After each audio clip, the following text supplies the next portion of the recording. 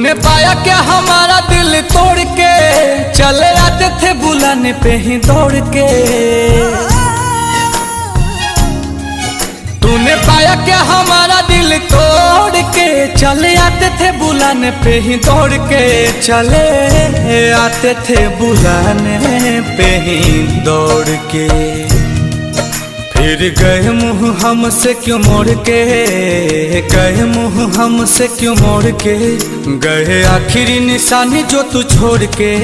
अब सोता हूँ दुपट्टा तेरा ओढ़ के। जुदाई तेरी जान ले गई, जुदाई तेरी जान ले गई। तुझे देखता हूँ साथ किसी और के, देखता हूँ साथ किसी और के। याद आती है पुराने उस दौर के। अब सोता हूँ दुपट्टा तेरा ओढ़ के। जुदाई तेरी जान ले गई, जुदाई तेरी जान ले गई। जब देखता हूँ साथ किसी और के।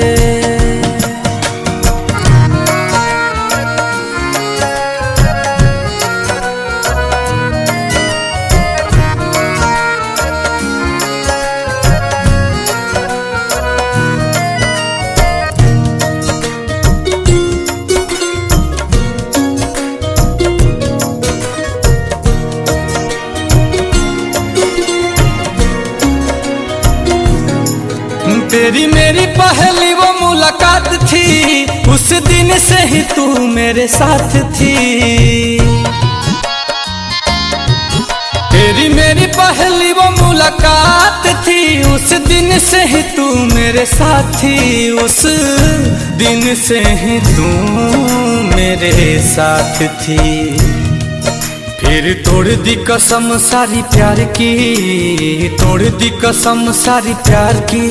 तुझे हुई ना फिकर तेरे यार की। अब हद हो गई है इंतजार की। जुदाई तेरी जान ले गई, जुदाई तेरी जान ले गई। गए आखिरी निशानी जो तू छोड़ के, आखिरी निशानी जो तू छोड़ के। फिर गए क्यों हमसे मुंह मोड़ के। अब सोता हूँ दुपट्टा वहीं ओढ़ के। जुदाई तेरी जान ले गई, जुदाई तेरी जान ले गई।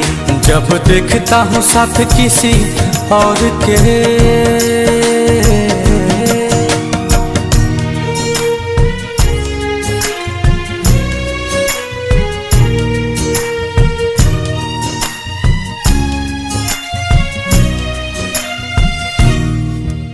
तुम्हारे बारे में अब कोई बात नहीं करते, तुम्हारे बारे में अब कोई बात नहीं करते। तुम्हें सोचकर अपना वक्त बर्बाद नहीं करते। पर जरा सा भी भूला नहीं हूँ तुम्हें, पर जरा सा भी भूला नहीं हूँ तुम्हें। वो अलग बात है कि तुम हमें याद नहीं करते। कैसे भूले वो बिताए साथ लम्हे, मुझे छोड़ने का तुझको ना गम है। ओ कैसे भूले वो बिताए साथ लम्हे, मुझे छोड़ने का तुझको ना गम है। मुझे छोड़ने का तुझको ना गम है। दिया दिल को जो तुमने जख्म है, दिल को जो तुमने जख्म है। नील कमल का टूटा भरम है। हाय रहबाए कैसा सितम है। आंसू की मुस्कान ले गई, जुदाई तेरी जान ले गई। गए आखिरी निशानी जो तू छोड़ के, आखिरी निशानी जो तू छोड़ के। अब सोता हूँ दुपट्टा तेरा ओढ़ के।